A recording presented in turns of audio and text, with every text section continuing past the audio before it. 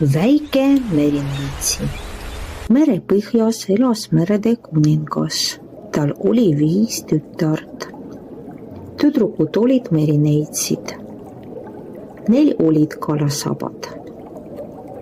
Kord tujus merineitsi vee peale. Ta nägi suurt laeva. Laeva peal oli prints. Merineitsile meeldis prints väga. Äkki algas torm. Printsi laev läks ümber. Kõik hüppasid vette. Merineitsi päästis printsi. Merineitsi viis printsi kaldale. Üks tüdruk leidis printsi. Täna need aitasid mind. Merineitsi igatses printsi järele. Ta läks nõia juurde. Palun, võlu mulle jalad. Sa saad jalad. Anna mulle oma hääl.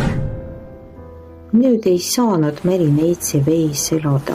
Maa peal kohtus merineitsi printsiga, aga tüdruk ei saanud rääkida. Sul ei ole häält, kahju, ära karda, ma viin su lossi. Prints ja merineitsi said sõpradeks. Ühel päeval nägi prints tüdrukut. Sina päästis merel minu elu. Tule mulle naiseks. Kallis, ma ei saa rääkida. Hoopis mina päästin su. Prints abielus teise tüdrukuga. Merineitsi vaatas kurvalt merd.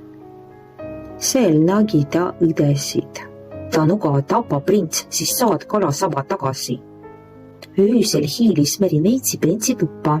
Ma ei saa tapa printsi, ma armastan teda. Printsi viskas noe ära. Siis hüppas merineitsi vette.